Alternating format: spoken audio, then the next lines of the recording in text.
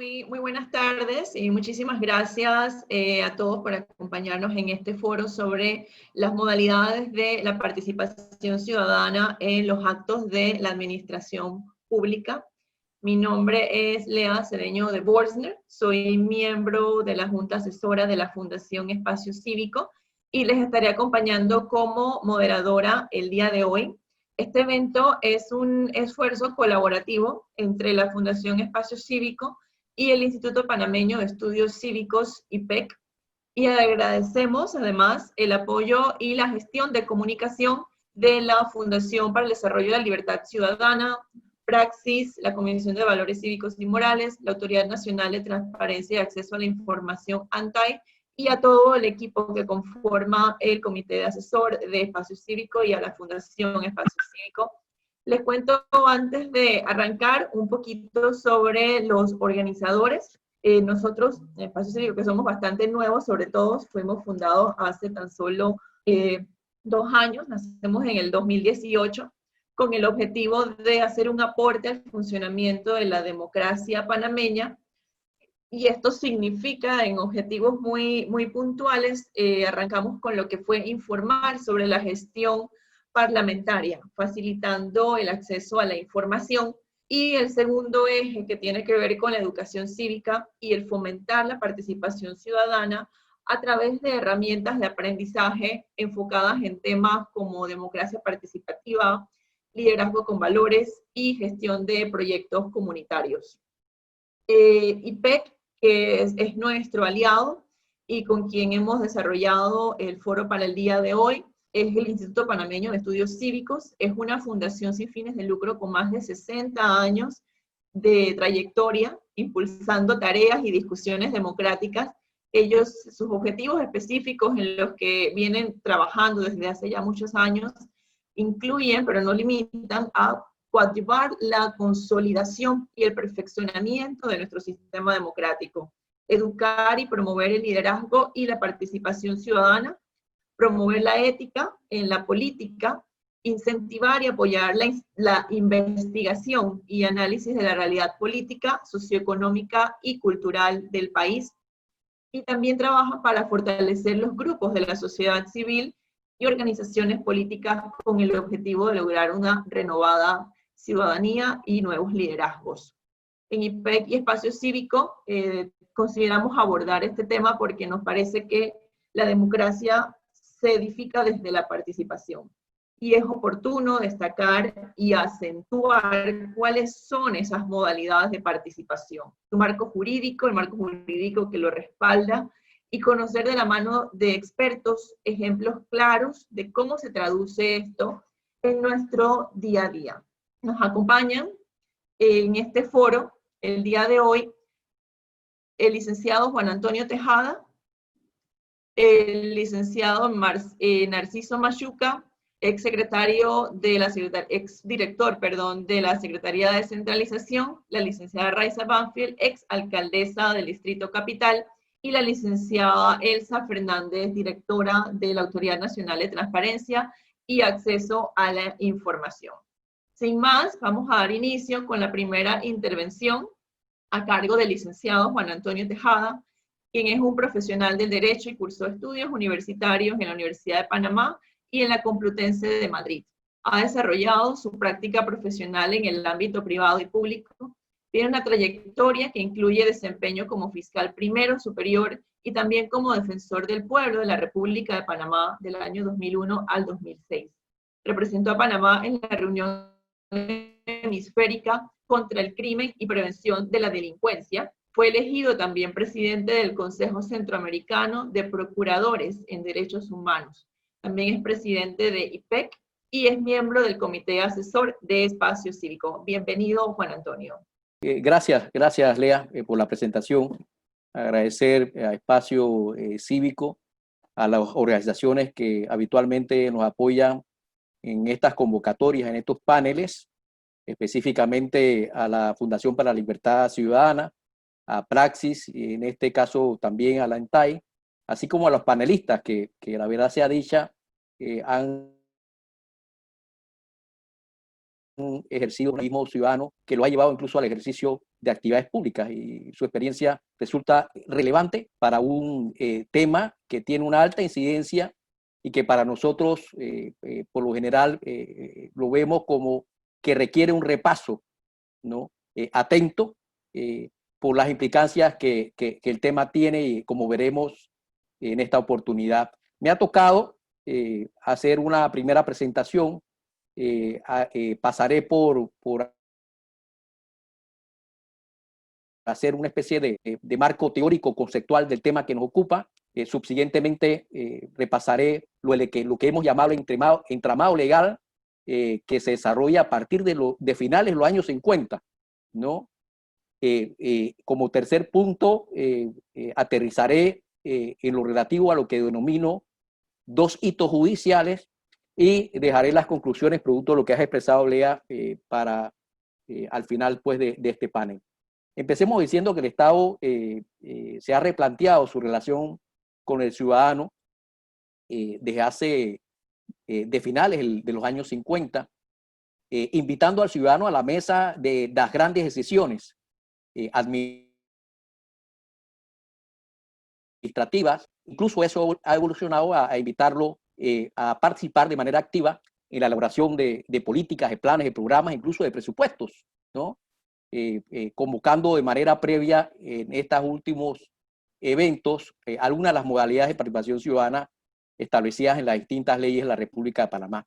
Entiéndase como modalidades de participación ciudadana, audiencias públicas, consultas públicas, talleres y foros, incluyo sugerencias.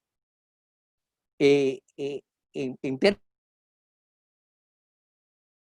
términos conceptuales, lo que está detrás de este cambio, yo diría importante, democrático, es un espíritu que tiene 4 propósitos, ¿no? El primero de ellos, procurar un reforzamiento del sistema democrático con transparencia administrativa, incrementar su credibilidad, facilitar el proceso de toma de decisiones, la planificación del sector público, y por último, pero no menos importante, fortalecer la educación cívica con un ejercicio valioso para el ciudadano en lo concerniente a la participación en la toma de decisiones. Como expresaba, esto ha tenido una construcción, una evolución desde los años 50, finales de los 50, específicamente con el decreto ley 17 del año 58, donde se invita a organizaciones ciudadanas a administrar y vigilar el Hospital del Niño, el denominado Patronato del Hospital del Niño. Eso luego, subsiguientemente, es replicado por un número importante de, vamos a ver si nos acompaña la tecnología. No sé si lo aprecian, efectivamente, aquí el IPEC ha elaborado un mapa. Impresionante. Sí, es impresionante. De hecho, el mapa aún no está terminado. A mano izquierda podrán ver un número de leyes, resoluciones, decretos, esos códigos que abren espacio de participación directa de la ciudadanía o de organizaciones ciudadanas en diversas instituciones, autoridades, directivas, institutos, comisiones, consejos del sector público en temas de gran relevancia, ¿no? Y enumero 30 que hemos contabilizado, ¿no?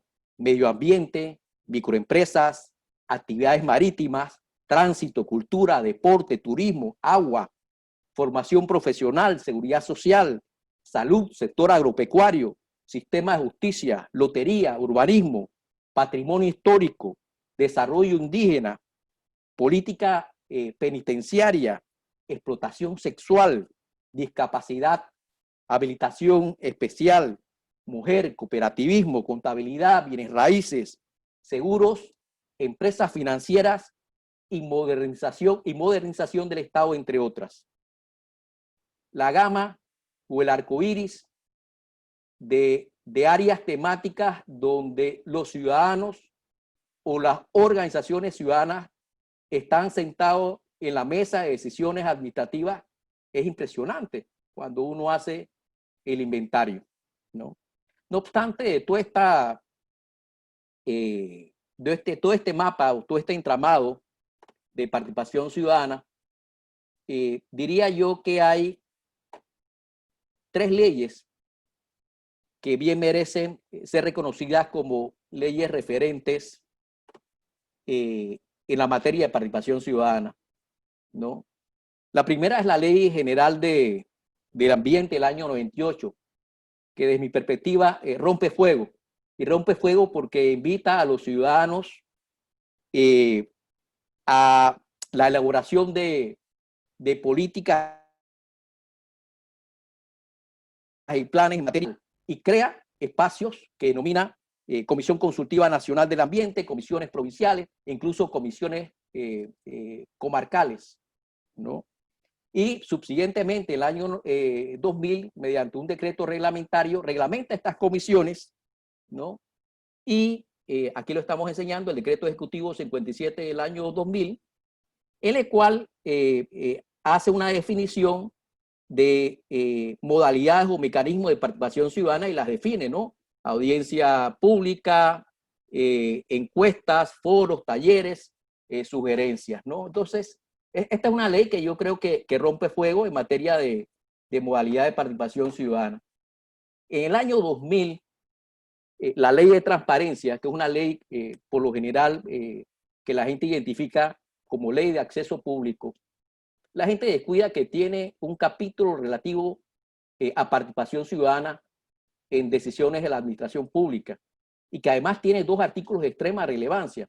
El artículo 24, ¿no?, que establece que en decisiones de relevancia en la vida de los ciudadanos, el Estado tiene que convocar algunas de las modalidades de participación ciudadana establecidas en el artículo 25, pero lo importante del 24 es que establece ejemplos de situaciones donde el Estado tiene que convocar de manera obligatoria a estas modalidades de participación ciudadana de manera previa.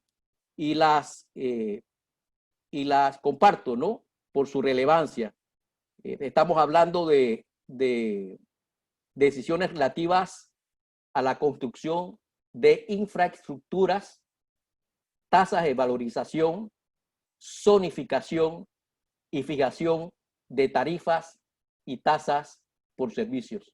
Estas decisiones administrativas deben tomarse, sí, pero de manera previa deben ser convocadas a algunas de las modalidades de participación ciudadana establecidas en el artículo 25, entre otras las consultas públicas o audiencias.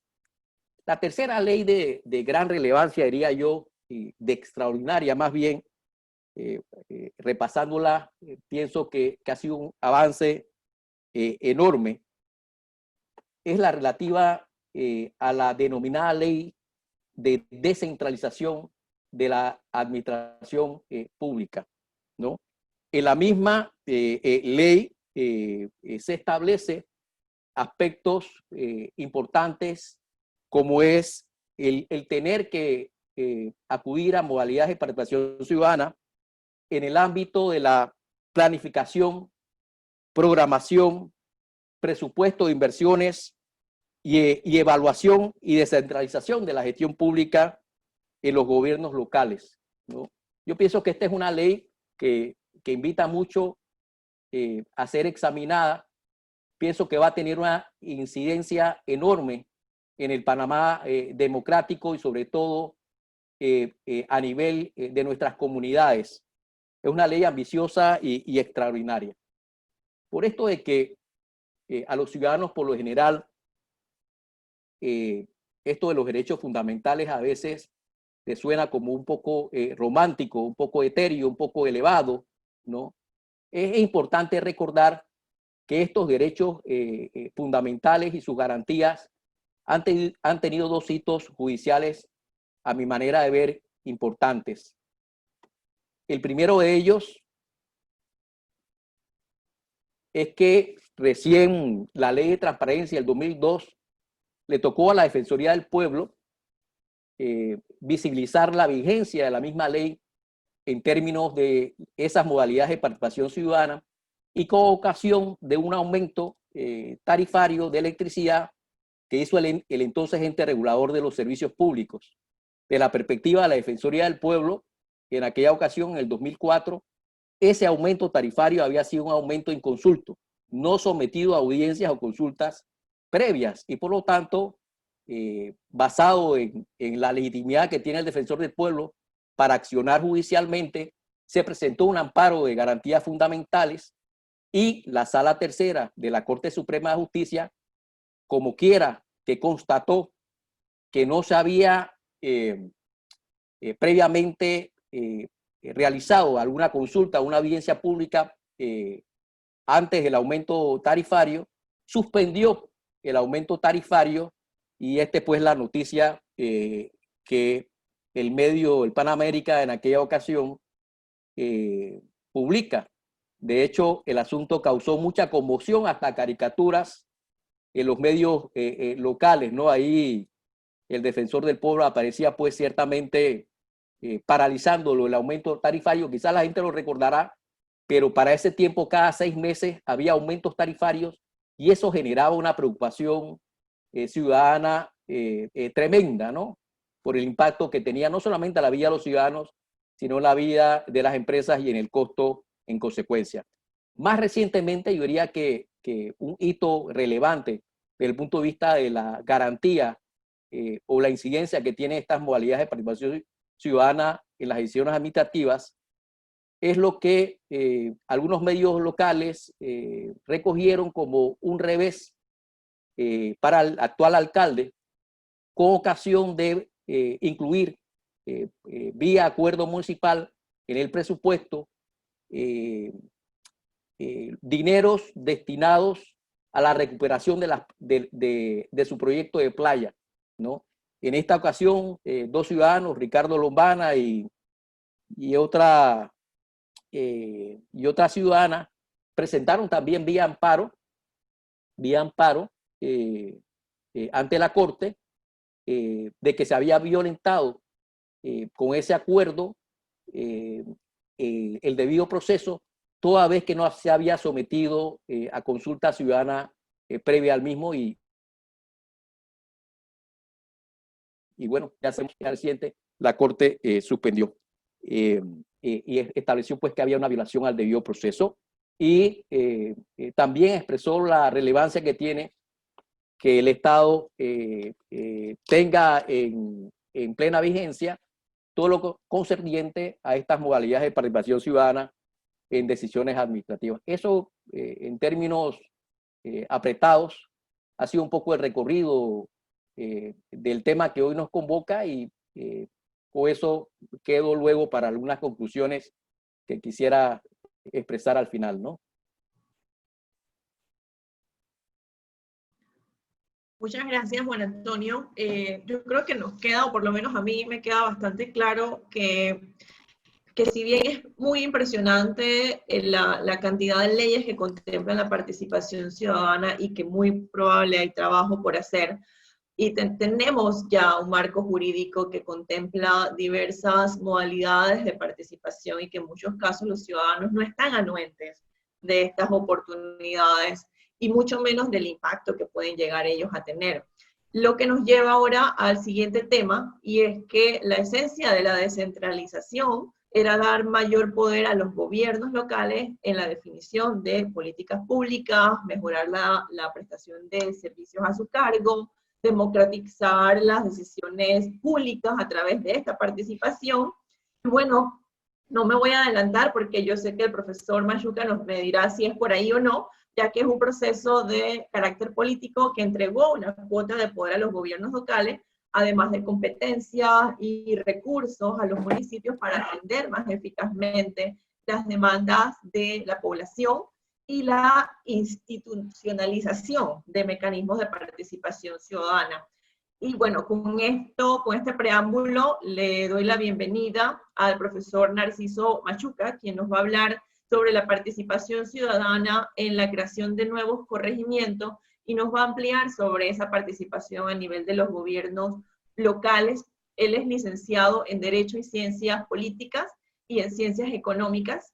Tiene una larga trayectoria desempeñándose en cargos públicos relacionados a la descentralización y dirección de gobiernos locales. Además, ocupó el cargo de Secretario Nacional de Descentralización del 2018 al 2019 y actualmente es profesor universitario de maestría sobre gestión municipal, que me pareció muy interesante. Casi que quisiera saber ya si tienen esa maestría online para meterme. También dicta Derecho Tributario Municipal en la Universidad del Contador y es profesor en el Diplomado Internacional de Gobernabilidad, Gerencia Política y Gestión Pública en la Universidad de Panamá. Bienvenido, profesor Machuca. Hola, buenas tardes. Buenas tardes a todos. Gracias, agradeciendo a la Fundación Espacio Cívico y a la Fundación IPEC la invitación que nos hicieran y a todos los organizadores, y nosotros emocionados de estar acá compartiendo con excelentes expositores este tema de mucha relevancia para nuestro país. Realmente el recorrido legal que hizo el licenciado Juan Antonio Tejada nos manda directamente al 2004, cuando en Panamá hay un antes y un después de la participación ciudadana en el proceso de gestión pública, cómo participan las comunidades en la gestión pública del país.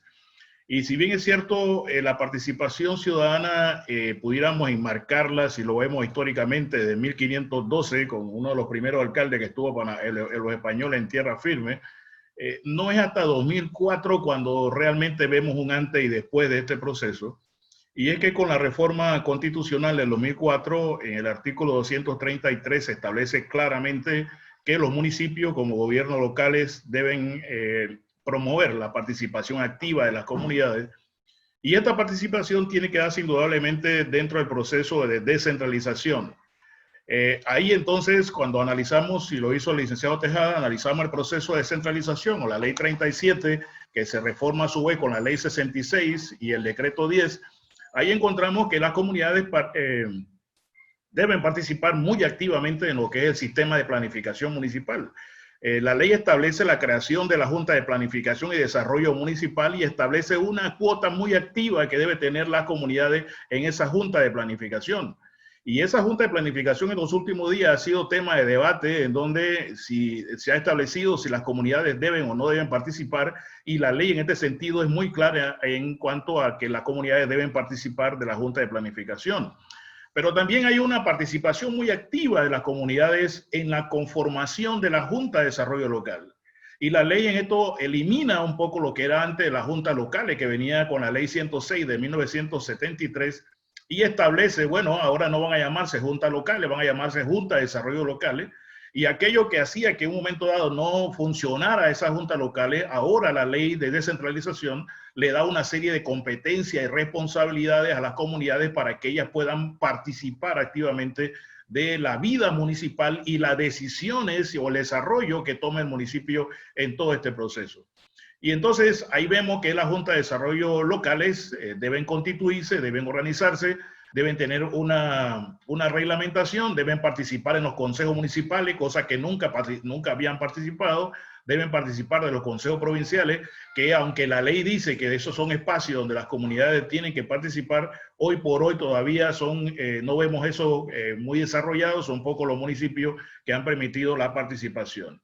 Y un elemento que a nuestro juicio es fundamental de lo que permite la ley de descentralización tiene que ver con la veeduría social, y yo le digo la mayor y más fuerte auditoría que puede existir en el territorio panameño.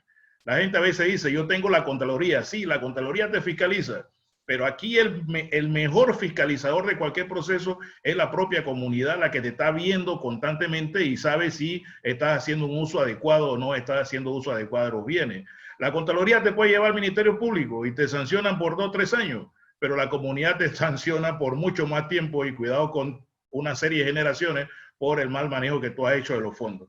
Y por supuesto los recursos en cuanto a lo que hemos visto en los últimos meses en la ciudad de Panamá. en el sentido que los proyectos, a la hora que los municipios o las juntas comunales quieren decidirlo, no lo decide un alcalde, no lo decide un representante, tiene que decidirlo la comunidad, y la ley establece los mecanismos y la forma como se debe hacer.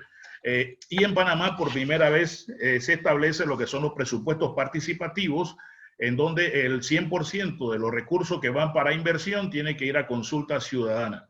Pero vamos un poquito más al tema. Vamos a ver cómo se conforma. Miren la participación que tienen las comunidades en el ambiente o en el proceso municipal de este país después del 2004, que se da la reforma constitucional y que se desarrolla mucho más con la ley de descentralización y aún más con el decreto 10, que se establece algunos mecanismos. Pero veamos cómo llegamos entonces a lo que son, lo que dicen algunos, la nueva pandemia panameña, que es la creación de nuevos corregimientos a nivel nacional, y que la gente se pregunta, bueno, ¿y por qué estamos creando tanto corregimiento? ¿A qué se debe? ¿Estamos cumpliendo con el rigor de lo que dice la ley? ¿Cuáles son los requisitos? Bien, la ley 65 del 22 de octubre del 2015 es la que rige ese proceso. Repito, la ley 65 del 22 de octubre del 2015. Y la ley establece en su artículo 14 cuáles son los requisitos que debe tenerse cuando se van a crear nuevos corregimientos o se van a crear nuevos distritos. Y en el numeral 1 dice que aquellas áreas urbanas debe tener una población no menor de 3,000 habitantes para aquellos corregimientos nuevos. Pero también señala que en las áreas rurales no puede haber una cantidad menor de 1,000 habitantes, de los cuales por lo menos 250 deberán estar en la cabecera de lo que va a ser el corregimiento en un momento dado. Fíjense que estos son dos puntos fundamentales, porque a veces la gente dice, se está tomando solamente en cuenta la cantidad de población que puede haber, ya sea en un corregimiento urbano o un corregimiento rural. Pero la misma ley establece otros elementos que son fundamentales que lo tengamos en cuenta, que es aquí la duda de si se están cumpliendo o no se están cumpliendo a la hora de crear nuevos corregimientos. Mire, ahí dice, en el numeral 4 de esa ley establece, y se lo voy a leer textualmente lo que dice: la propuesta de creación de nuevo corregimiento deberá estar firmada por lo menos por el 10% de los ciudadanos del futuro corregimiento. Y este es un tema que a veces nos ponemos en duda. ¿Será que el interés que se lleve a la Asamblea a la creación de nuevo corregimiento realmente será un interés del desarrollo comunitario? Me quedan algunos minutos, pero yo quisiera analizar unos temas adicionales a eso. En esa misma ley se establece en el numeral 5 que para crear un nuevo corregimiento se necesita un informe socioeconómico del Ministerio de Economía y Finanzas. Y también se establece que para crear un nuevo corregimiento se debe medir un poco la cantidad de población, como yo se lo dije hace un instante. Entonces, veamos estos dos últimos puntos. Si en Panamá se están creando nuevos corregimientos, la pregunta que nos hacemos es, ¿esos nuevos corregimientos se están creando en función del desarrollo que deben tener esas comunidades? ¿Se estarán conformando para que esas comunidades realmente reciban ese beneficio y que sus autoridades están más cerca de las comunidades? Mire, yo he aplaudido en algunos casos la creación de nuevos corregimientos, porque en América Latina, incluyendo Panamá, los ciudadanos hemos tenido unas críticas a los gobiernos. ¿Cuál es la crítica que hemos tenido a los gobiernos? Que cada año que pasa, cada gestión de gobierno que pasa, el gobierno se va alejando del ciudadano, y eso hace que en un momento dado haya debilidades sociales en cuanto al desarrollo equilibrado de alguna zona. Entonces, crear un nuevo corregimiento en Panamá no es malo. Crear un nuevo corregimiento permite que el ciudadano tenga una solución más pronta a su problema. Ahora la pregunta es, ¿cómo lo están armando, cómo lo están preparando, cómo lo están creando, va a solucionar problemas? Veamos un ejemplo nada más para finalizar. Las juntas comunales en Panamá reciben $110,000 cada representante de corregimiento y cada alcalde. Pero veámoslo como junta comunal. Reciben $110,000 al año. La ley dice que esos $110,000 tienen que dedicar el 30% para funcionamiento de la propia junta comunal y el 70% restante para inversión. Si tú tienes, por ejemplo, $110,000 y le sacas el 70%, eso viene significando como $72,000, $73,000 aproximadamente. Uno se pregunta, ¿esos $73,000 van a solucionar un problema social de un corregimiento? ¿Esos $72,000, $73,000 van a ayudar realmente a mejorar los niveles de vida de un ciudadano? Aquí viene el cuestionamiento serio y uno se dice, bueno, para eso debe estar entonces el estudio del Ministerio de Economía y Finanzas. Pero aquí se agrava un poquito más el asunto. Cuando vamos a ver en qué corregimientos se están creando o en qué lugares se están creando estos nuevos corregimientos, en qué distritos, nos percatamos que en los municipios donde se están creando estos nuevos corregimientos son en municipios semiurbanos, son en municipios rurales. ¿Esto qué nos indica?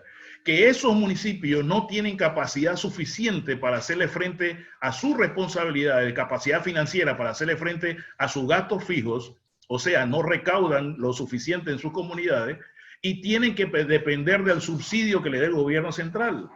Entonces, si tú creas en un distrito que tenía 5 corregimientos, le creas ahora 8, le creas 9 y le mantienes el mismo nivel de subsidio que tenía, eso significa de que si el gobierno le daba, por ejemplo, en el año $100,000 a un municipio para distribuir en 5 corregimientos, ahora esos mismos $100,000 deben servir para distribuirlo en 8 o 9 corregimientos, porque las cifras no aumentan.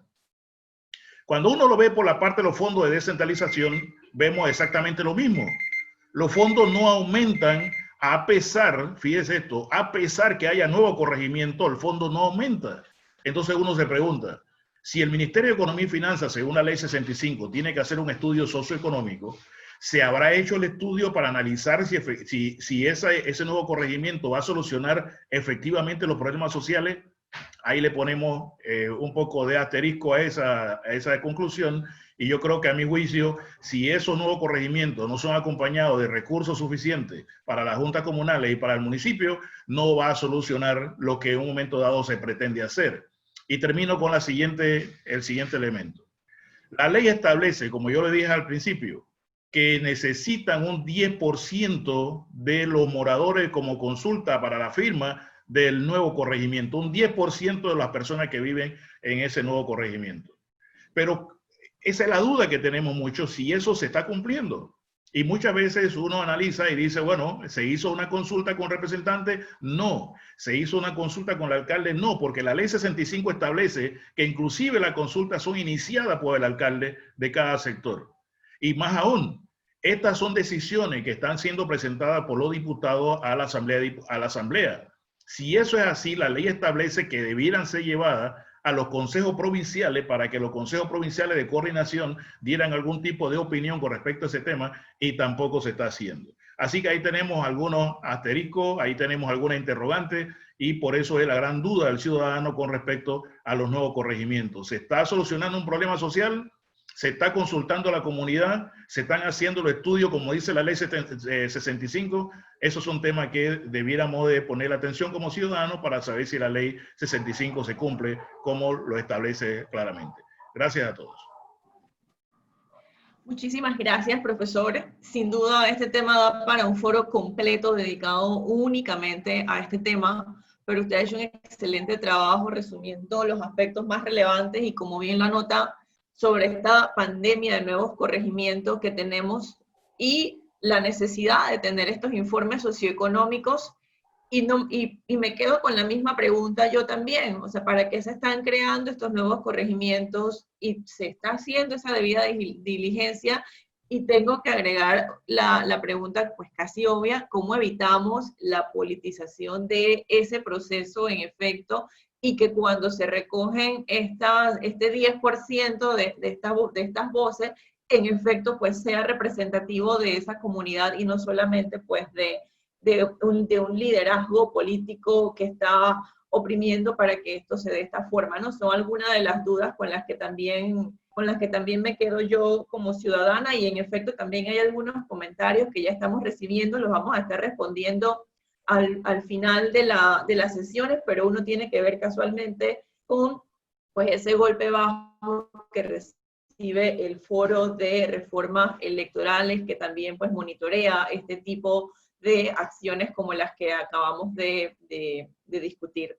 Ahora continuamos con otra de las modalidades de la participación ciudadana y que concierne a la gestión territorial, otro tema súper amplio, pero yo estoy segura que la arquitecta Banfield pues va a hacer su mejor esfuerzo en darnos un excelente resumen para abordar este tema. Ella es profesional de la arquitectura desde 1993, Cursó sus estudios en la Universidad de Panamá, es fundadora y directora de distintas organizaciones de defensa ambiental y de participación ciudadana, y fue, pues como ya todos deben de saber, fue vicealcaldesa de la ciudad de Panamá del año 2014 al 2019, y en la actualidad es directora de desarrollo sostenible del Centro para la Integración de la Naturaleza y las Ciudades, y también dirige la Fundación Panamá Sostenible y la iniciativa Diversity Design aquí en Panamá. Bienvenida, Raiza.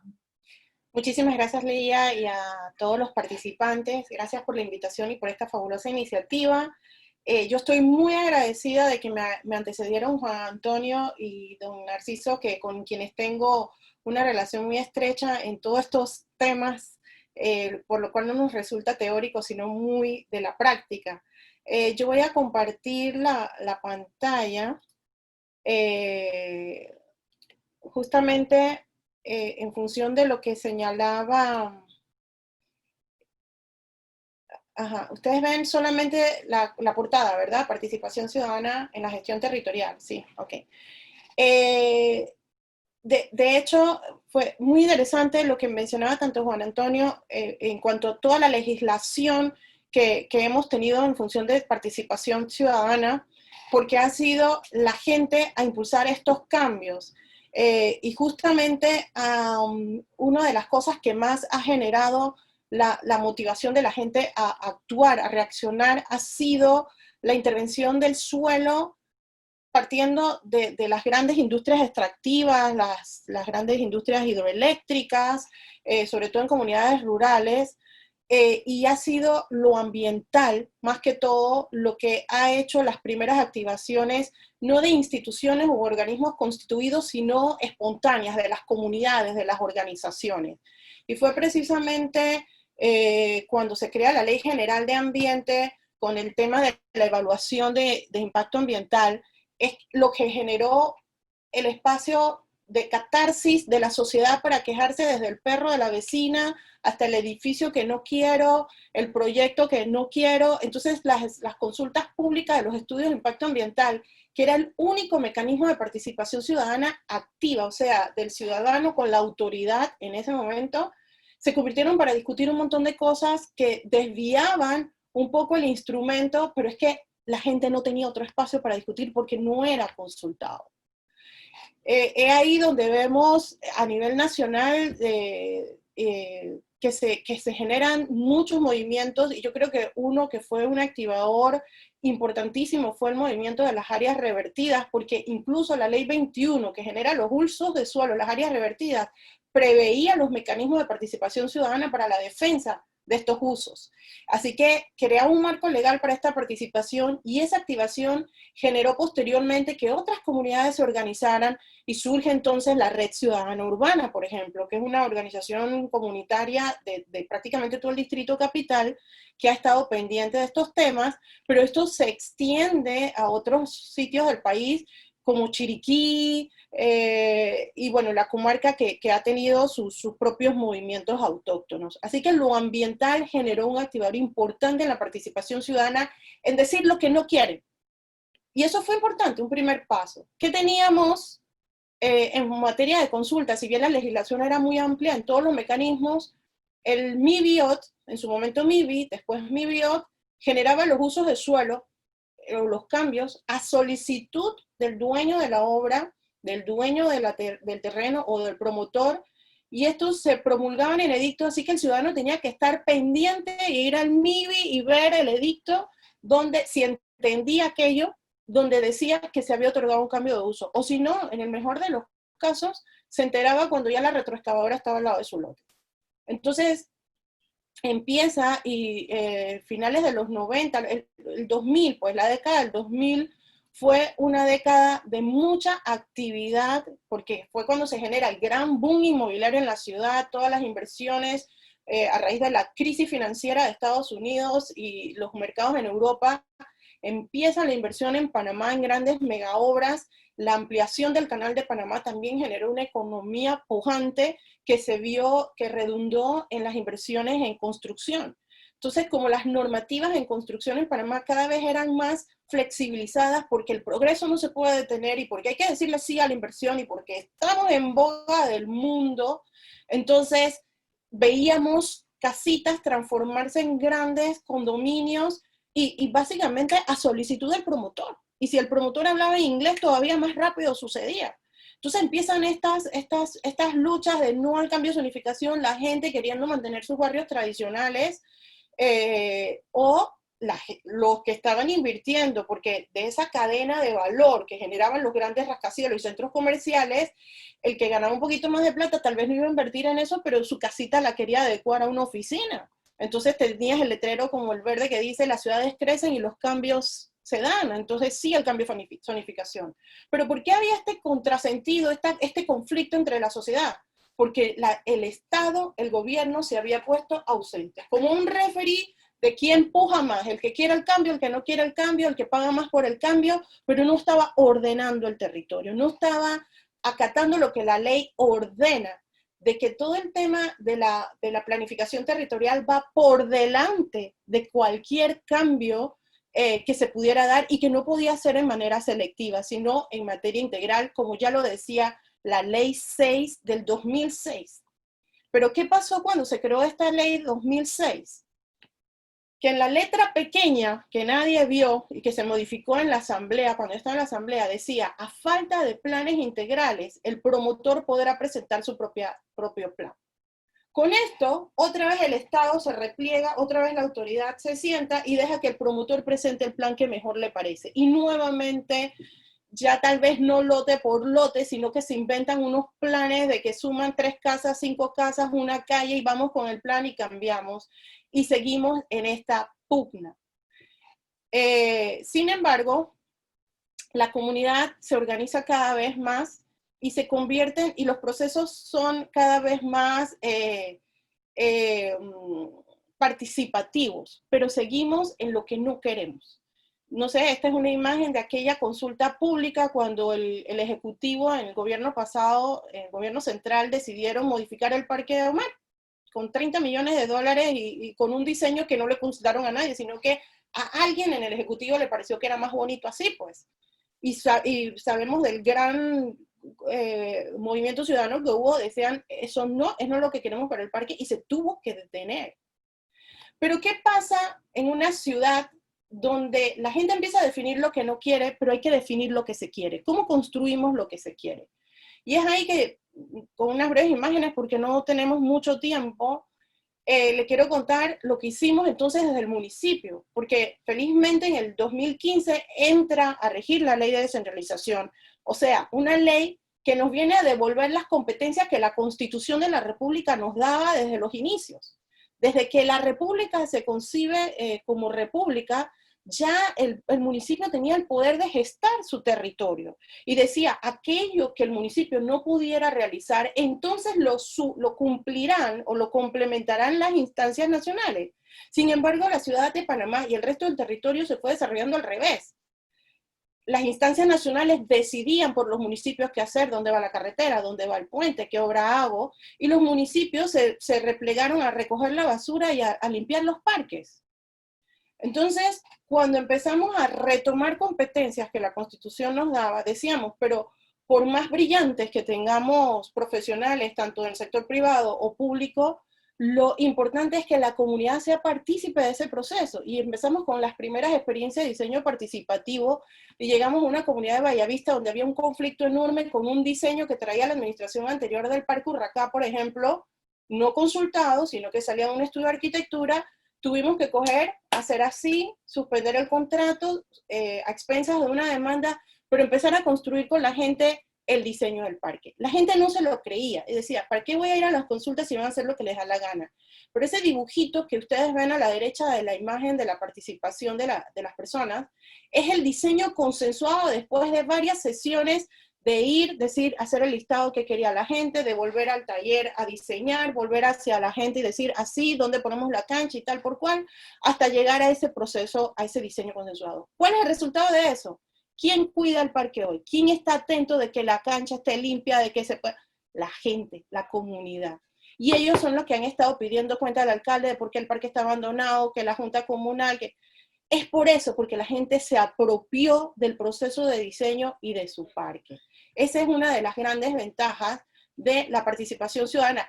Es complicado, que es más largo, que tal vez tú no ves inaugurada la obra porque las etapas son mayores, ¿cierto? Y ese es el ejemplo del Parque Norte. El Parque Norte, que ha estado también en boga en estos días, que el alcalde decidió alegremente que ya no lo quiere y que se lo quiere dar al Meduca. ¿Quién salió a defender el Parque Norte? La comunidad.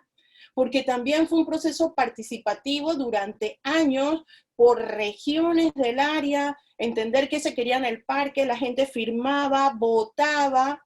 Hoy no tenemos que salir la administración anterior a defender el parque. La gente defiende su parque porque sabe el proceso, conoce el proceso. Y yo voy a cerrar aquí nada más para decir que lo más importante y lo único que va a evitar estos conflictos de intereses entre los que más pueden y tienen cómo desarrollar y los que no, los que se ven afectados, es precisamente el plan de ordenamiento territorial. Yo no voy a pasar esta presentación, sino nada más decirles de algunos elementos que esto posee. Este proceso, la ciudad de Panamá lo pasó. Un diseño de plan estratégico, una visión consensuada, un pacto local. Eso pasamos prácticamente 2 años construyendo esta visión del territorio que va mucho más allá de que si este suelo es comercial o si aquí va un edificio o aquí va una tienda. Es la visión de la ciudad que queremos construir a largo plazo y qué elementos debe tener. Dividimos la ciudad en 3 regiones, la norte, la centro y la este. Empezamos a hacer las consultas, dibujar el territorio, de dónde deberían estar los límites urbanos, dónde los límites, la zona de expansión, y así hasta llegar, nada más quiero enseñarles la imagen del pacto local, donde se firmó con las organizaciones comunitarias y de la sociedad civil un pacto para que ellos dieran el seguimiento, aquí está, y se garantizara el seguimiento de estos acuerdos, de esta visión construida del territorio. Cierro nada más diciendo que ese pacto, ese plan está en el Consejo Municipal desde junio 2019, no ha sido revisado, no ha sido puesto en discusión en el Consejo, sin embargo, se siguen aprobando cosas que están fuera del marco de la visión territorial, afectando los ecosistemas, calidad de vida y poniendo en riesgo por los temas de inundaciones y otros temas naturales, una ciudad que ha crecido sin un ordenamiento, sino a la oferta del mejor postor. Por tanto, la participación ciudadana en estos procesos es imprescindible. Gracias. Muchísimas gracias, Raiza. Tengo que decir que yo recuerdo como ciudadana del área de San Francisco algunas de esos eventos, porque participé incluso de los que se hacían en la biblioteca, en el Parque Omar, y en efecto, pues al principio yo creo que al sentir la gente que su voz está siendo escuchada, recuerdo que las primeras sesiones había mucha catarsis, mucha queja, y finalmente pues creo que empezó como a ver la luz, el proceso, y empezó a tomar forma, y de verdad que yo personalmente me sentí muy complacida con haber estado alrededor de ese mapa y dando sugerencia y dando mi opinión sobre cómo sentía yo que debían de ser las cosas. Y el proceso de participación ciudadana es un proceso hermoso, y entre tú más participas, más empoderado te sientes como ciudadano, en efecto, a pedir esa rendición de cuentas, y el ejemplo que tú das sobre el Parque Norte.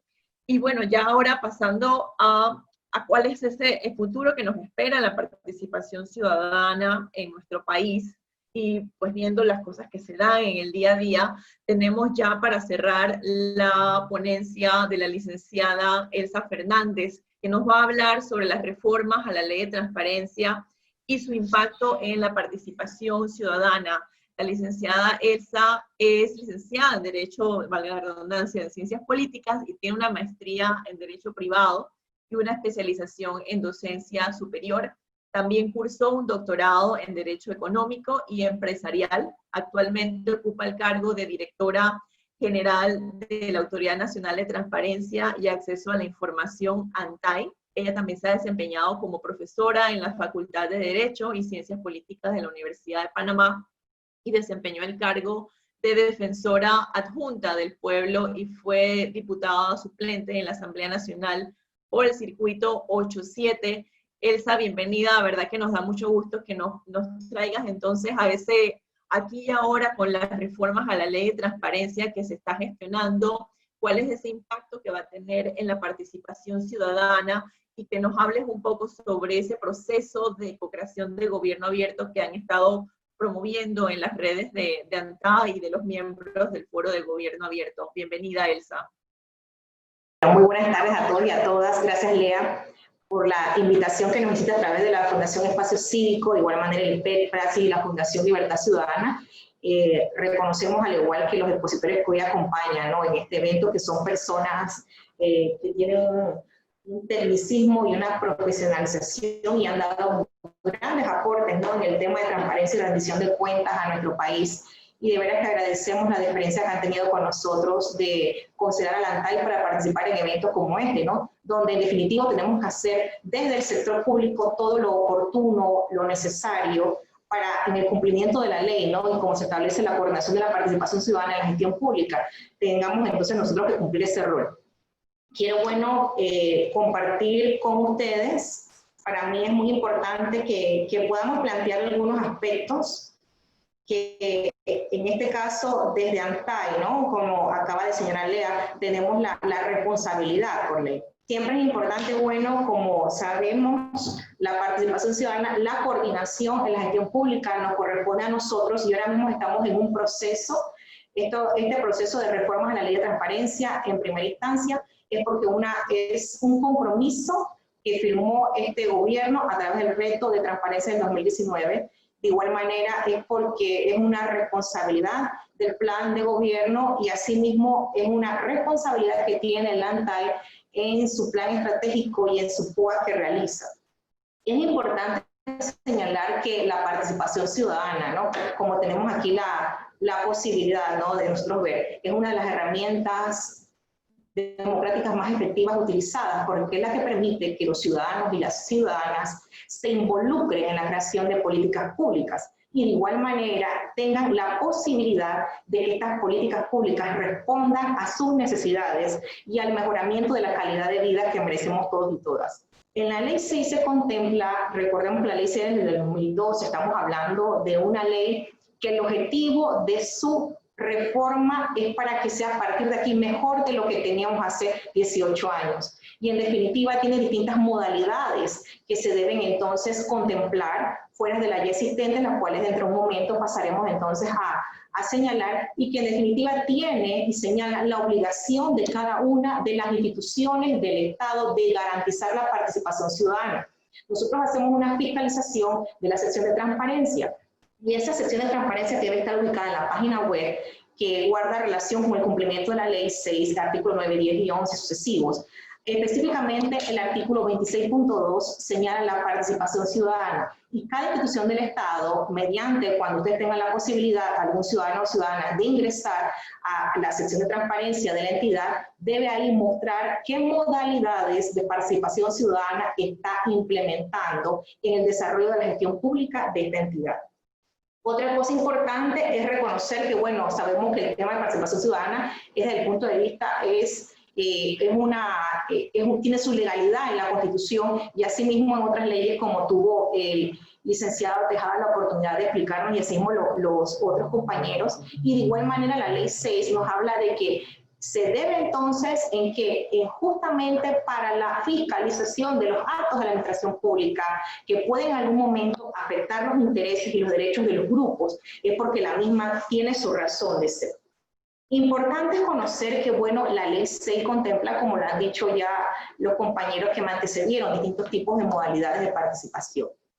Estamos hablando de una consulta pública, eso lo señala el artículo 24-25, ¿no?, de la Ley 6. Estamos hablando de esa consulta pública, que es cuando se somete entonces a opiniones, al igual que a comentarios, algún tipo, podemos decir, de tema que sea, en este caso, ¿no?, de interés que la institución requiera, ¿no?, la opinión, en este caso de ciudadanos y ciudadanas. Cuando hablamos de una audiencia pública, estamos hablando ya de una formalidad que es presencial ante la entidad respectiva. Los foros o talleres, estamos hablando ya de temas más técnicos, podríamos decir, para que se realizan, ¿no?, con personas que ya tienen como un profesionalismo, una especialización en un tema específico, y la participación directa en instancias institucionales que se hace a través de ciudadanos o ONGs.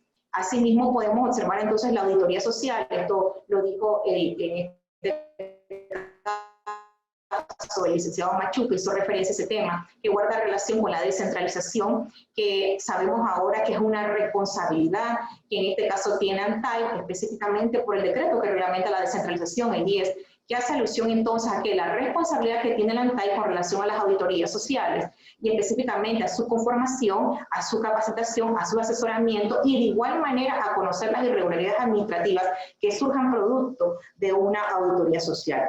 Es importante también señalar entonces la iniciativa popular que nosotros entonces tratamos de garantizar. Yo hace un momento les comenté que nosotros guardamos, ¿no?, una responsabilidad sobre el plan estratégico institucional, el cual tiene 26 acciones a desarrollar del año 2020 al 2024 con planteamientos específicos en el eje 1 y el eje 2. Un primer eje que es garantizar, en este caso, todo lo referente a la transparencia, el acceso a la información y la protección de datos personales. Y un eje número 2 que guarda relación a la cultura de la transparencia, hablando tanto del sector público como del sector privado y de la sociedad en general. Actualmente le podemos, bueno, compartir iniciativas que se están desarrollando. Es importante señalar que las iniciativas de Gobierno Abierto, Grupo de Datos Abiertos y COS han sido realizadas por las administraciones anteriores, incluso por muchas de las personas que se encuentran hoy aquí como panelistas, y que de igual manera entonces nosotros, en este caso, le hemos dado la continuidad necesaria, porque en primera instancia cumpliendo con el principio de legalidad, ¿no?, que tenemos que hacer nosotros, y así logrando entonces el desarrollo ya de actividades previas. Importante, actualmente, le señalaba hace un momento la licenciada Lea, ella es una experta en el tema de gobierno abierto, y justamente, ¿no?, como aquí señala, es la mayor representación de la participación ciudadana en la democracia, ya que en definitiva está inspirada en pilares específicos que guardan relación con el acceso a la información, con la utilización de plataformas, asimismo con la rendición de cuentas, ¿no?, con la colaboración y participación de los ciudadanos y las ciudadanas. Este espacio en Panamá ha sido desarrollado en este momento. Aprovechamos por el tiempo, ¿no?, la invitación que hacemos de manera inmediata a que se puedan unir, porque estamos en el proceso de la co-creación del cuarto plan de acción. El gobierno abierto está conformado por sociedad civil y, en este caso, por las autoridades que representamos en el sector público. Aquí vemos que es un espacio creado, un proceso colaborativo, donde se comparten experiencias y organizaciones de la sociedad civil, actualmente conformada por 6, representada por 6 del principal y 3 suplentes. Y de parte de nosotros están instituciones como Presidencia, IG y la ANTAI, que en definitiva tienen que llevar adelante políticas públicas que nazcan precisamente de gobierno abierto. Y nosotros tenemos que ser, en este caso del sector público, los gestores de los compromisos que tiene que en este caso cumplir el gobierno, para que lo que salga de la mesa de gobierno abierto, estas acciones sean cumplidas en el caso por el gobierno nacional. Este es un trabajo en conjunto, que el objetivo es beneficiar a la población de un acto genuino de participación, que tiene mesas temáticas que hoy se están replanteando, pero solamente para las personas que nos escuchan, temas que guardan relación con transparencia parlamentaria, temas que guardan relación en este caso con medio ambiente, con políticas sociales y de educación, y asimismo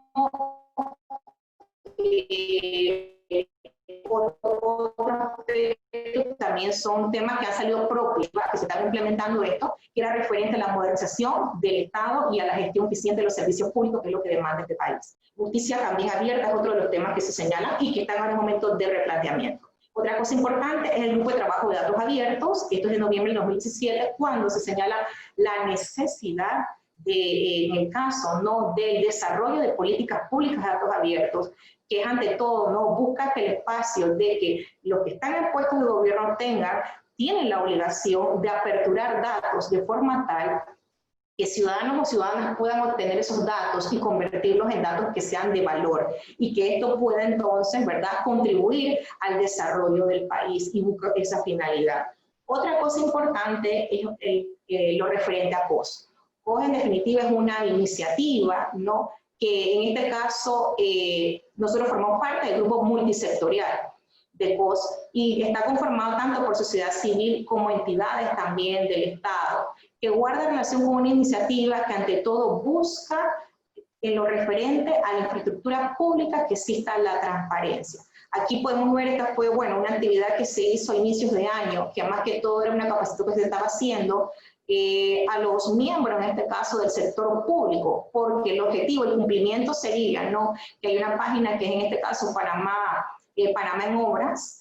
La finalidad es que el Estado se sume al ingreso de información que permita la apertura de datos con relación entonces al tema de infraestructura, y así esto sirva de medida y de control, en definitiva, que sean las medidas y controles necesarios para que el tema, que en muchas ocasiones es uno de los más cuestionados, es el tema de infraestructuras y contrataciones, entonces sea transparentizado. Otra cosa importante que les puedo comentar, es el tema de las auditorías sociales. Hace un momento les señalé un poco, es un tema que está tomando más auge, se le puede decir que donde tenemos la única regional hasta el momento, que es en Veraguas. Actualmente se han capacitado 600 personas, en este momento hay 10 comités, ¿no?, de auditorías sociales ya conformados. Nosotros somos la instancia, como hace un momento les señalé, ¿no?, que permite su conformación, su asesoría, ¿no?, su creación, y que contribuye entonces para esto. La institución desarrolla planes pilotos, como les comenté, y mediante esto es nuestra responsabilidad capacitar y sensibilizar cuando un grupo de personas, líderes comunitarios, ¿no?, se unen en definitiva para darle la mejor fiscalización que debe tener el gasto público por parte de las autoridades, ¿no?, que desarrollan en este caso infraestructuras. Entonces, estos comités, como ustedes tendrán podrán observar, ¿no?, nosotros ahora hemos seguido bajo la modalidad virtual, comunicándonos de igual manera, ¿no?, con los alcaldes y los representantes de las áreas, para señalarles, ¿no?, la necesidad de esto, y como señala de igual manera el decreto 10, ¿no?, que en definitiva hemos tenido comunicación y reuniones con ellos, con los consejos provinciales, por la necesidad que se tiene hasta el momento de todo lo referente a las oficinas de participación ciudadana y ética pública, que logren entonces los objetivos que se plantean. Aparte de esto, es una responsabilidad nuestra, que se llama la Ley 33, todo lo referente a las capacitaciones. Capacitaciones que, hemos tenido, gracias a Dios, la posibilidad de realizar en primera instancia de manera presencial, ahora de manera virtual. Hoy le podemos decir que en el tema de participación ciudadana se ha capacitado aproximadamente 4.000 personas. Y estos han sido tanto del sector público como de igual manera de sociedad civil, lo cual lo hemos categorizado, ¿no?, en virtud de los distintos temas que guardan relación con gobierno abierto, con datos abiertos, como le hemos mencionado, con el tema de auditorías sociales y el tema de transparencia. Y una de las últimas modalidades que estamos haciendo específicamente porque la ciudadanía, en este caso un grupo de ciudadanos, un profesor, se nos acercó a nosotros, fue específicamente para lo que es el desarrollo, en este caso, de un poquito que les voy a hablar ahora de la Carta Iberoamericana. Ahora les quisiera mostrar ante todo y sé que por motivos del tiempo, lo referente a la consulta ciudadana que hicimos nosotros. Queríamos conocer, en este caso, desde el punto de vista de la ciudadanía, es una visión completamente diferente a quien está en un puesto en definitivo, ¿no?, de toma de decisión, y para nosotros era importante conocer, con relación a la Ley 6 de transparencia de la gestión pública y la Ley 33, que es la que crea la ANTAI y que es la operativa para que esto se dé, cuáles eran los aportes. Nosotros le podemos decir que por aportes relevantes, en primera instancia nos señalaban con relación al artículo 24. Porque el artículo 24 tiende a establecer temas específicos de participación ciudadana, los cuales ante todo, ¿verdad?, como conocemos, deben ser más ampliados, porque específicamente hace alusión a ¿qué? Al temas que guardan relación con zonificación, con tasas, ¿no?, con tarifas, y que justamente señalan entonces las personas que tuvieron la posibilidad de, mediante la consulta que hicimos, que en un momento era presencial y posteriormente culminó que fuera de manera vías electrónicas por la situación que vimos de la pandemia, buscaban de todo, ¿no?, conocer que la ciudadanía espera mayores temas sometidos a la participación ciudadana, distintos entonces a los temas que guardan relación a zonificación, a tasas, o que tengan que ver en este caso, ¿no?, con temas que nos señalaban, hasta temas de caja de seguro social, nos hacían alusión, ¿no?, a temas que guardan relación más allá de la infraestructura pública. Otra cosa importante que también le podemos mencionar, que hablaron con relación a este tema, fue de la estructura de la consulta pública, que la cual necesitaban que fuera, cuando hablo de la estructura, señalaron y nos hicieron una crítica objetiva, la cual con mucho gusto aceptamos, que fuera más allá de, en este momento, de lo referente a la materia electrónica, sino que también fuera desarrollada a través de foros, a través de talleres, para que tuviera la posibilidad de que en algún momento, si una persona tenía alguna limitación desde el punto de vista electrónico, pudiera de manera presencial aportar, y me parece completamente válido, ¿no?, que se haya hecho alusión a eso. Otro aspecto que también nos señalaron en el tema de la consulta ciudadana fue lo referente a ante todo, la necesidad, ¿no?, que los ciudadanos, no solamente en lo referente a los temas de la consulta, sino que de igual manera se ampliara el listado de los actos sometidos, ¿no?, a las distintas modalidades. Querían la mayor participación, en este caso, los actos administrativos, que fueran garantizados las modalidades. Bueno, hace un momento les comenté, la Carta Iberoamericana de Participación Ciudadana en la Gestión Pública exige mayor responsabilidad, en este caso, a quienes formamos parte del Estado. Esto ahora mismo se está ya haciendo la proyección que se está realizando más que todo desde la provincia de Veraguas hacia otras provincias. Esto fue solicitado, en definitivo, por los ciudadanos, ¿no?, y las ciudadanas, específicamente un docente de la provincia de Veraguas, y justamente entonces estamos en planteamiento de trabajar esto a nivel nacional. Con esto, bueno, quisiera dejarles con este mensaje.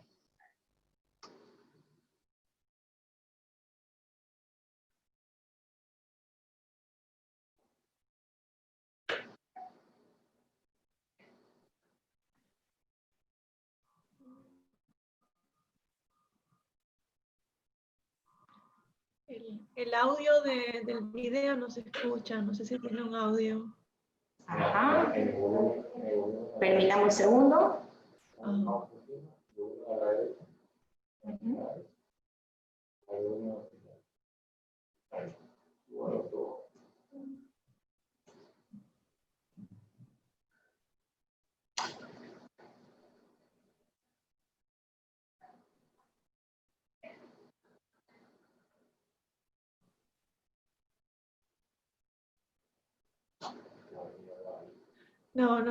No se logra escuchar el audio. Bueno, ante todo, bueno, eran más que todo testimonios de las personas que han tenido la posibilidad, ¿no?, de conocer de las auditorías sociales y formar parte de las auditorías sociales, ¿no? Y porque el objetivo es definitivo, ¿no?, que es un tema que es de inclusión de todo el país, ¿no?, porque todo el país necesitamos las mismas oportunidades, y esto entonces es lo que nos ha motivado, ¿no?, a que sea un tema inclusivo y a poder trabajarlo todo, ¿no?, en todo Panamá es nuestra aspiración. Así que bueno, con esto, muchas gracias, perdonen si me excedí en el tiempo, y bueno, quedamos como siempre de parte de ANTAI para servirles. Muchas gracias, Elsa. Bueno, como bien lo anotaste al principio, yo también he sido parte de estos procesos y he observado lo difícil que es cuando arrancas una iniciativa, toma muchísimos años empezar a ver sus frutos. Recuerdo que lo de Gobierno Abierto, Panamá se adhiere, creo que a finales del 2012, empezamos el primer plan de acción en 2013, y realmente no es hasta hace creo que 2 años, si no me equivoco, que tenemos la formalización de lo que es hoy día el foro multiactor de la Comisión de Gobierno Abierto aquí en Panamá. En el de COS también, cuando estuve con la Embajada Británica, fue hace quizás más de 5 o 6 años cuando empezamos con la iniciativa COS, entre varios organismos de sociedad civil, la ANTAI liderando todas estas iniciativas como champion, y nuevamente toma todo este periodo de tiempo poder llegar a ver pasos específicos y muy claros y contundentes de los avances en este tipo de iniciativas. Por eso es que yo siempre digo que el gobierno abierto no es una meta a la que simplemente tú llegas ya hoy, sino que es algo que evoluciona con el tiempo.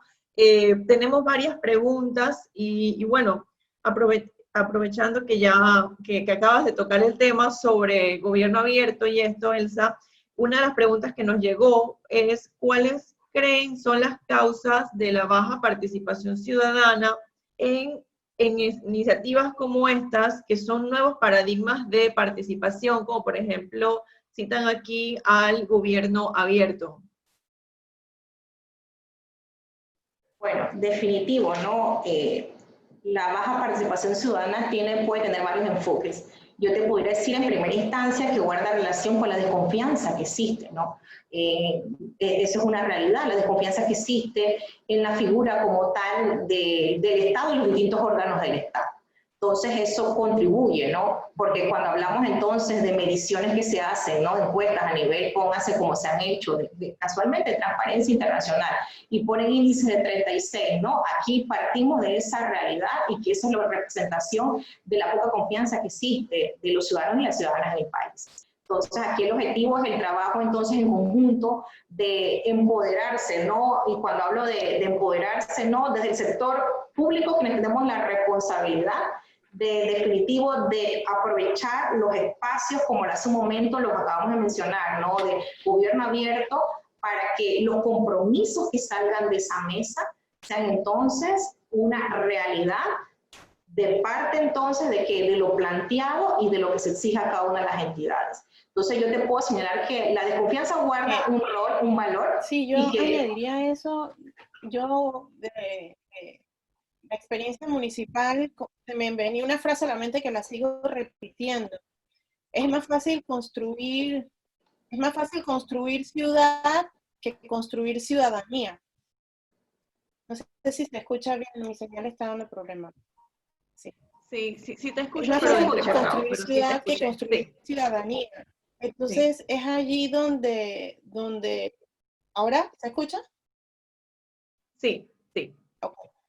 Decía que es más fácil construir ciudad que construir ciudadanía, porque también políticamente la población se ha acostumbrado a que cada 5 años su única responsabilidad, en el mejor de los casos, es votar y que luego venga un político y te resuelva. Y ese te resuelva ni siquiera se ve como un resolver colectivo, sino el que hay para mí. Y está a todo nivel, no tiene que ver con clase social. Entonces, yo voto y pago tu salario con mis impuestos para que tú me resuelvas. Y el político que quiere garantizar su permanencia y el voto, entonces resuelve en la medida que ese ciudadano demanda. ¿Por qué no tenemos mayores resultados en el bienestar colectivo? Porque no hay una demanda social por ese bienestar colectivo. En el mejor de los casos hay una búsqueda de espacios para ver dónde yo puedo desarrollar mejor mi negocio, desde el buhonero que tiene el visto bueno municipal para estar en la acera ilegalmente, o al gran desarrollo que no cabía en ese uso de suelo porque el ordenamiento no lo permitía. Entonces, a todo nivel, hemos estado construyendo una ciudad de cómo yo me meto y no una ciudad de cómo cabemos. Entonces, porque luego participar, dije, bueno, pero ¿como para qué? Porque después ellos van a hacer lo que les da la gana. Yo estoy muy cansada, tengo que ver con mi casa cuando llego del trabajo. O la típica frase, ¿para qué me voy a meter en eso si yo tengo que trabajar y ver por mí, por mi familia y no tengo que ver nada con eso? Porque eso es política y a mí no me gusta la política. Pero no vemos la ciudad o el espacio fuera de nuestra casa como parte de nuestra casa. Porque si no tenemos esos servicios que hacen de la ciudad un ambiente hóspito, entonces no estamos velando por nuestra casa. Entonces yo creo que esto tiene un componente muy importante de fortalecimiento ciudadano, de información y formación, que es muy importante este espacio para eso, para entender nuestro rol dentro de ese quehacer ciudad. Toda esa cultura de clientelismo la vemos en todas las esferas, y algo que me sorprendió muchísimo, hace un tiempo atrás estábamos anunciando un taller, bueno, antes de COVID, que era un taller presencial, y estaban las personas inscribiéndose, y yo recuerdo que hubo gente que nos llamó para preguntarnos que cuánto les pagaban por ir a capacitarse en nuestro taller. Y yo decía, pero ¿cómo así que cómo cuánto les pago? Me parecía insólita la pregunta, pero era verdadera, era real, y lastimosamente es parte de esa cultura y de esa conciencia cívica que tenemos que trabajar en seguir elevando. Y bueno, una de las preguntas en lo que es ciudadanía proactiva, que también nos llegó, es ¿cómo pueden los ciudadanos fiscalizar las partidas que se le otorgan a los representantes de corregimiento? ¿Y cómo podemos exigir de forma legal la intervención de los representantes en las necesidades de la comunidad? No sé si el profesor Machuca nos quiere dar un poco de docencia con esa pregunta, y en cómo promueve el Estado la participación ciudadana, cómo debería promoverla. Comencemos por la última parte, pero quiero agregar algo a lo que decía la licenciada Elsa Fernández y decía Raiza, que ambas tienen razón en el planteamiento que hacen. A veces las personas no participan por falta de confianza, pero también a la persona, hombre, le falta esa cultura de participación, hay que crear esa ciudadanía que no lo hacemos, y muchas veces hacemos participación del tema coyuntural que va apareciendo y no hacemos participación de manera constante hacia el desarrollo. Y yo creo que tiene una combinación de ambas cosas, un poco la desconfianza que hay en autoridades y esa falta de confianza, y la otra tiene que ver, hombre, ese empoderamiento ciudadano en todo este proceso. Bien, ¿cómo se da cuenta las comunidades o cómo fiscaliza las comunidades los fondos que manejan las juntas comunales y el municipio? Es que la ley de descentralización y la ley 66 establece que los representantes y alcaldes tienen que hacer rendición de cuenta al ciudadano. Y fíjese que la ley establece el mecanismo de rendición de cuenta y dice que deben hacer un proceso de rendición de cuenta, y en esa rendición de cuenta debe participar un vocero de la Junta de Desarrollo Locales en ese acto de rendición de cuenta, porque la ley señala que esa Junta de Desarrollo Local están conformadas también para fiscalizar la gestión que hagan los alcaldes y los representantes de corregimiento. Entonces la Junta de Desarrollo Local, una vez que se conforman, ellas tienen que exigirle y tocarle la puerta a las autoridades para saber en qué día, de qué mes van a hacer la rendición de cuenta de cómo se usan los fondos. Ahora, imagínense que pasó 2020 y las juntas comunales ni el municipio hicieron rendición de cuenta, y usted como ciudadano se siente indignado, quiere hacer algo, quiere ir a alguna parte. Bueno, yo quiero aprovechar que está la licenciada Elsa Fernández para decirle a los ciudadanos que una de esas instancias donde él tiene que ir a denunciar esa falta de transparencia es justamente en la ANTAI, es justamente ahí en esa oficina. Si en algún momento dado usted ve que las consultas ciudadanas para establecer los proyectos comunitarios se llevan a cabo, y usted ve que hay muy pocas personas, usted ve que hay gente muy allegada a las autoridades y que no son el pueblo abierto, haga la denuncia. Y uno de esos lugares donde usted tiene que hacer la denuncia es en la ANTAI, y la ANTAI le pedirá cuenta a la Secretaría de Centralización, cómo se hizo el proceso y cómo fue la auditoría, qué funcionario de secretaría estuvo presente, etcétera, etcétera, hará las investigaciones. Pero esta es una unidad donde usted puede fiscalizar realmente cómo se da el proceso para que haya esa transparencia. La ANTAI está dándole un seguimiento al grado de transparencia que tienen los municipios con respecto a las partidas, a las planillas, etcétera. Y yo creo que las comunidades también tienen que darle ese seguimiento a esos municipios de quienes están haciendo rendición de cuentas, cómo lo están haciendo, están invitando a las comunidades, en qué momento lo están haciendo. Y si usted ve en algún momento que no hay esa transparencia, no hay esa rendición de cuentas, hombre, agarre una hoja, un papel, haga una nota mostrando su inquietud y llévesela a la ANTAI o llévesela a la Secretaría de Centralización, que son los entes que tienen que estar vigilantes de que esa auditoría social se haga a nivel de todos los sectores del país. Muchas gracias, profesor. Y bueno, tenemos muchas preguntas, la mayoría son bastante parecidas, pero tengo una pregunta que yo creo que esta se la puedo lanzar a Juan Antonio, si me permite. Así como bien out on the street. Dice aquí, ¿qué cambios se requiere en la administración de justicia para que los corruptos vayan a la cárcel? Yo creo que es una pregunta muy amplia, pero quizás tú nos puedes dar una noción en general de cómo hacer que realmente veamos una administración de justicia sirviendo como debe ser. Bueno, yo quisiera primero engancharme con la pregunta anterior y luego contestarte esta. Me refiero al tema de la participación ciudadana. Yo soy un creyente de que hay dos segmentos de la población que recorren carreteras distintas. Hay un segmento de la población que abraza el individualismo exacerbado de la sociedad contemporánea y por lo tanto la indiferencia. ¿no? Pero hay otro segmento de la población que recorre otra carretera y que nos visibiliza que hay ciudadanos que hoy están más involucrados que nunca en diversas asignaturas de la vida nacional y local. Y sobre todo pongo acento en lo que miro de muchos jóvenes en organizaciones de medio ambiente, de cultura, de arte, que se involucran en el día a día, ¿no? Entonces, separar ambas cosas, porque sí, hay un escenario frustrante, pero también hay un escenario de esperanza, digo yo, de que podamos seguir empujando y elevar los niveles de calidad democrática. Entonces, ya contesté esa pregunta, ahora paso a la siguiente, que es un poco más compleja y difícil, diría yo. Y que yo creo que viene por ese sentido de frustración que acabas de mencionar.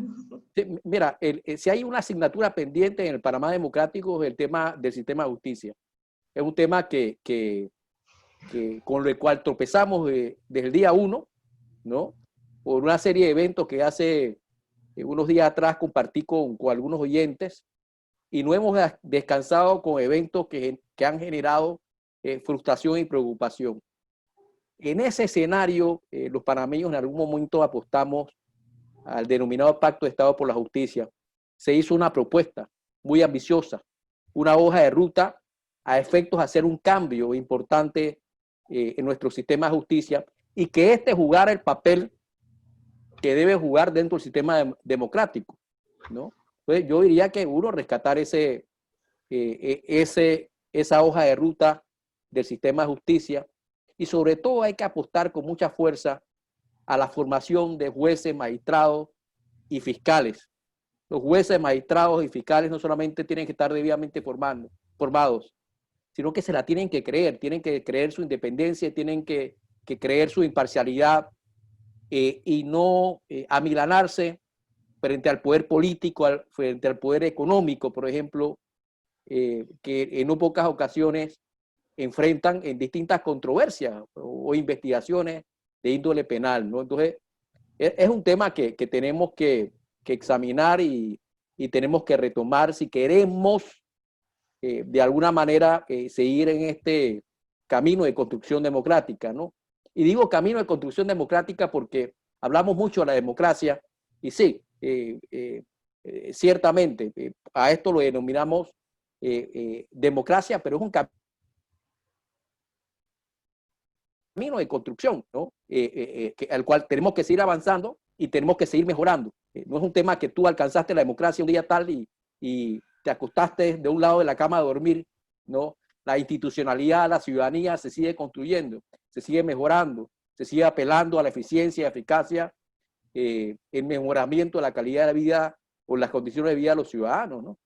Entonces, es una tarea permanente, lo que quería un poco compartir con todos, ¿no?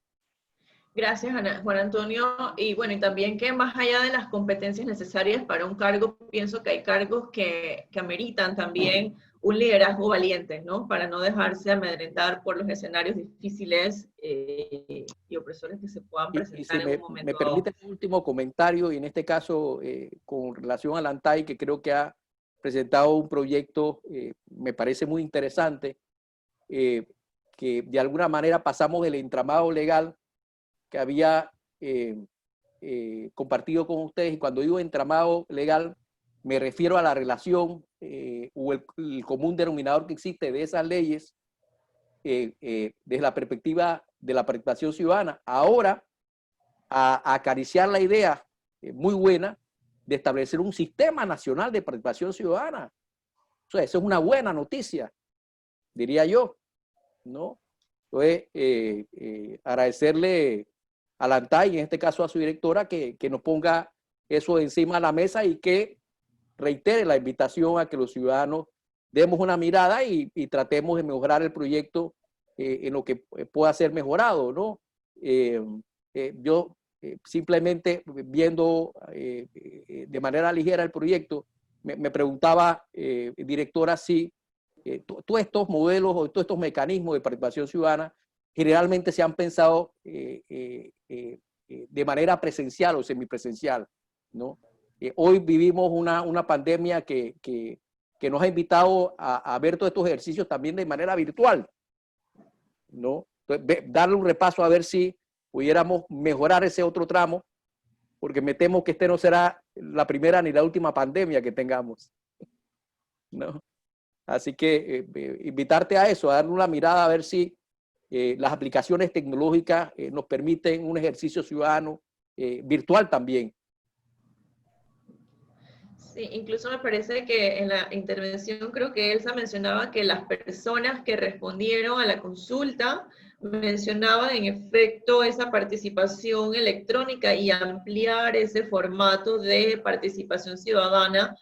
Y eso en respecto a la consulta que ustedes hicieron sobre la ley de transparencia, pero lo que menciona Juan Antonio sobre el Sistema Nacional de Participación Ciudadana, que si no nos equivocamos creo que está como anteproyecto de ley y hay otras propuestas que se han hecho anteriormente, una ley que tenga que ver con participación ciudadana, en efecto debe de contener ese aspecto de consulta previa de esos ciudadanos de los que estamos hablando. Entonces, yo como ciudadana también pues le levanto mi mano a la ANTAI para que haga su mejor gestión en que esa representación sea una representación digna de una ley como la que se está planeando hacer y de esas reformas también a la ley de transparencia. No sé, Elsa, si quieres cerrar con algún comentario, pasamos ahora a la sesión de cierre de cada uno para que nos den su resumen de lo que se ha planteado el día de aquí hoy, su visión a futuro de la participación ciudadana en nuestro país. Elsa, si iniciamos contigo. Cuando dices conmigo, es conmigo.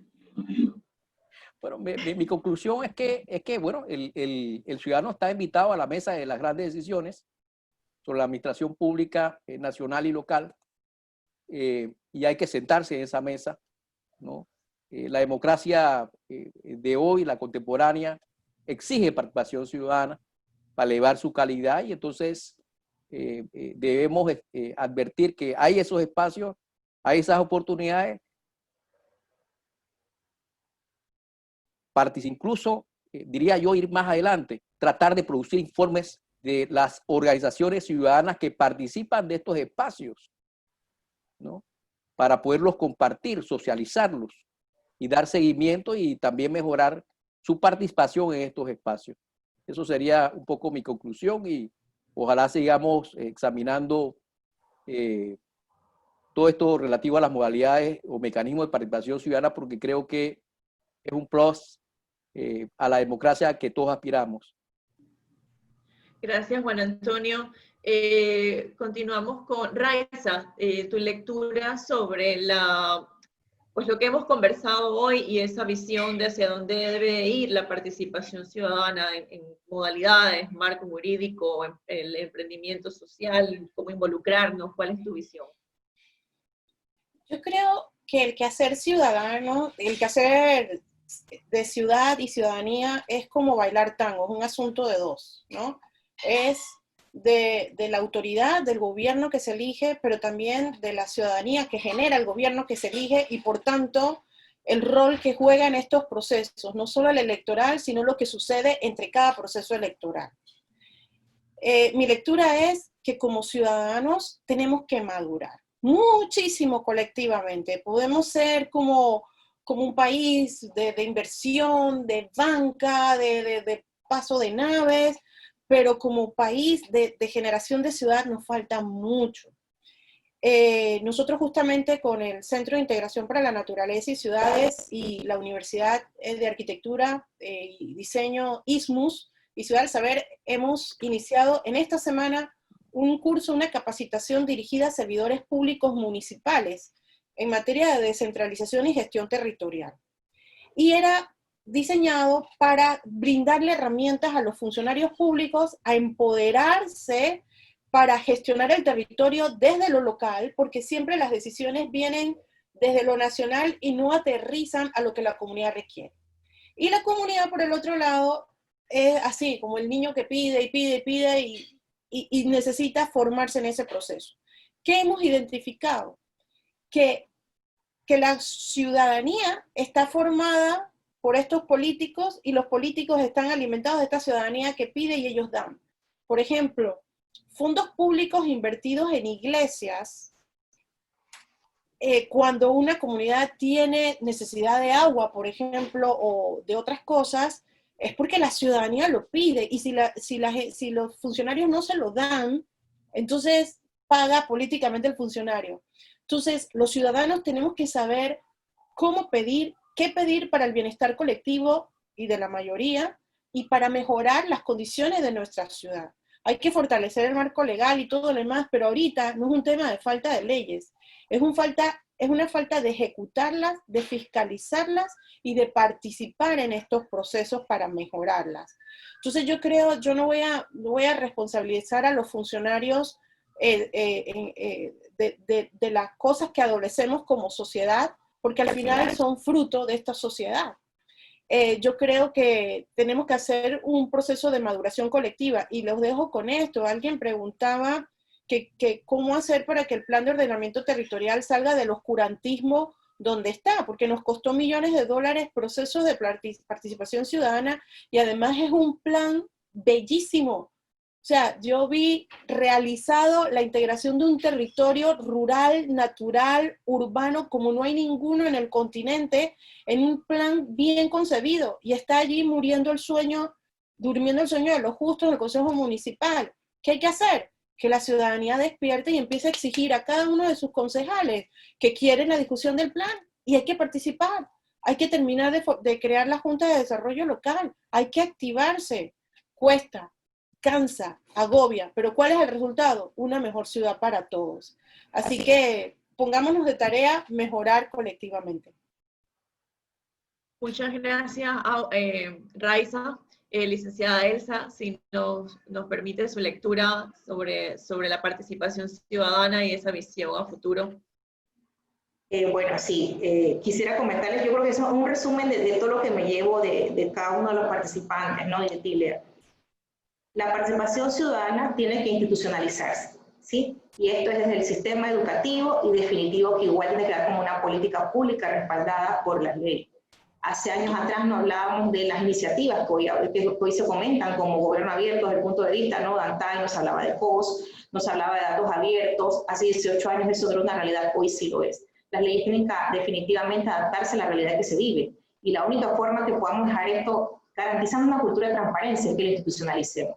Eso es lo que en este momento, bueno, quisiera compartirles, y que sentimos que es una responsabilidad en la cual Dantay entonces hará los aportes necesarios. Gracias, Elsa. Profesor Machuca. Bueno, el principal reto que tiene Panamá para desarrollarse lo va a encontrar con la cultura de participación ciudadana. Es el principal reto que tenemos los panameños.